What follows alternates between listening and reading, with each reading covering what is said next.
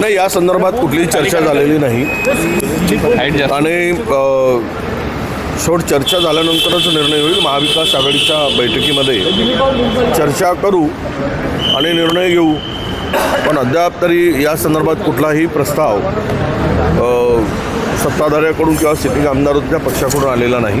नाही, लढायला तयार, आम्हाला पण लढायला तयार आहोत. आणि विषय असा येतो की यापूर्वी जर आपण पाहिलं तर त्या ठिकाणी ती भूमिका त्यांची तशी होती का हे तपासून पाहू आम्ही.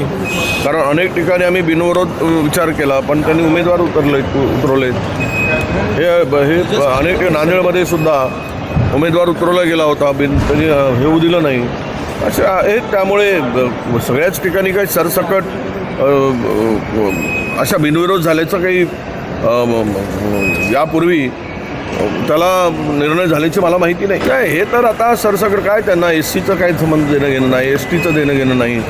सरसकट JR काढून लाडकी बहीण, नमो शेतकरी सहाय्य निधी यामध्ये वापरला जातो आहे. त्यांना STचा निधी खरं तर संविधानाच्या किंवा घटनेनुसार तो निधी तसा वळती करता येत नाही. काल परवा 400-450 कोटी रुपये त्यांनी काढून घेतलेत. एकीकडे बजेट फुगवून दाखवायचा SCसाठी, सोशल जस्टिससाठी, ट्रायबल विभागासाठी, आणि त्यातले निम्म्यापेक्षा मागच्या वर्षी 45% खर्च झाला समाज कल्याणचा.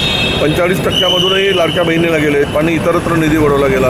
म्हणजे त्या घटकाला, कॅटेगरीला काहीच पैसे मिळाले नाही. ट्रायबलमध्ये तर केवळ 38%च निधी खर्च झाला मागच्या वर्षी.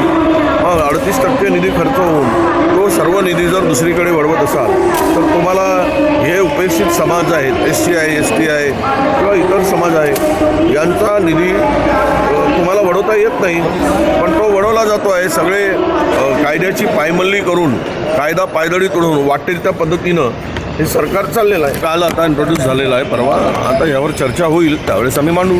आज नक्कीच बोलणार या कायद्याची काय गरज आहे. काही विषारी मंत्री पोचले जात आहेत, ते सरसकट सगळे काय म्हणजे त्यांना जे शपथ घेत आहेत ती शपथसुद्धा आपण घेतली, ती काय त्यातले वाक्याचा शब्दाचा अर्थ तरी यांना कळतो का आपण पाहतोय. त्यामुळं हे कायदे आणून